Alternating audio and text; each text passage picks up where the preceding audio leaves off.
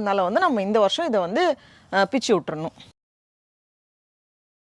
3 மாதத்துக்கு முன்னாடி இந்த மரத்தில் வந்து ஒரு இலை கூட கிடையாது, எல்லாமே காஞ்சி கீழே விழுந்துடுச்சு. இப்போ பார்த்தோம் அப்படின்னா எல்லாமே புதிய இலையாக, மரம் ஃபுல்லாக அப்படியே இலையாக வந்திருக்கு.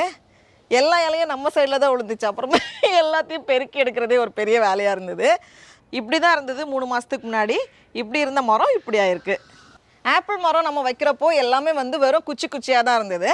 இப்போ இந்த 3 மாதத்தில் வந்து எல்லா செடியுமே வந்து நல்லா இலை வச்சு ஒரு இதில் வந்து ஆப்பிள் காய் வந்திருக்கு.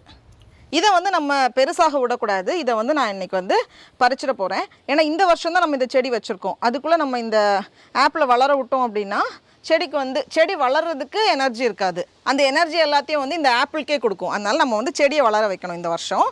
வாழை மரம் வந்து எல்லா வருஷமும் வந்து குளிருக்கு பட்டு போயிடும். ஆனால் நம்ம வந்து கீழே கட் பண்ண புதுசாக இலைகள் வந்துகிட்டே இருக்கும். ஒரு குளிர் முடிஞ்சதும் வாழை மரத்தை நம்ம கீழேருந்து கட் பண்ணி விட்டோம் அப்படின்னா அதுலேருந்து மறுபடியும் நிறைய பெருசாக வரும். சைடில் வந்து நிறைய கண்ணும் வரும். அதனால் வந்து வாழை மரம் வந்து நமக்கு வந்துகிட்டே இருக்கும். எனக்கு தெரிஞ்சு இது வந்து கொலை போடவே போடாதுன்னு நினைக்கிறேன். ஆனால் இலையை வந்து நம்ம யூஸ் பண்ணிக்கலாம். எல்லா ஃபங்க்ஷன்ஸ்க்கும் வந்து எனக்கு இலை கிடைக்கும். அதனால் வாழை கொலை கிடைக்கலனாலும் பரவாயில்ல, நமக்கு வந்து இலைக்காகவே இதை வச்சுக்கலாம். இது வந்து நம்ம 3 மாதத்துக்கு முன்னாடி கட் பண்ணி விட்டோம்ல ப்ளம்ஸ், அந்த செடி நம்ம கட் பண்ணதுக்கப்புறமா அந்த ஒரு பிரான்ச்லேயும் வந்து நிறைய மொட்டு வந்திருக்கு. இந்த மாதிரி சின்ன சின்ன மொட்டாக நல்லா கொத்தாக நிறைய வந்துச்சு. இதுலேருந்து 2 நாளில் வந்து அந்த மொட்டெல்லாம் விரிஞ்சு இந்த மாதிரி ஒரு ஒயிட் கலரில் நிறைய பூ, அந்த ஸ்டெம் ஃபுல்லாகவே வந்து பூவாக இருந்தது. அதுக்கப்புறமா அந்த பூவெல்லாம் காய் பிடிச்சிது. அப்போ தான் வந்து அந்த இலை வர ஆரம்பிச்சிது. சின்ன சின்ன காயாக இங்கே சின்ன சின்னதாக நிறைய காய் பிடிச்சிருக்கு.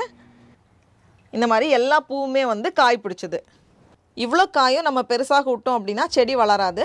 அதனால் வந்து 2-3 வச்சுட்டு மீதி எல்லாத்தையும் நான் வந்து பிச்சு விட்டுட்ருக்கேன்.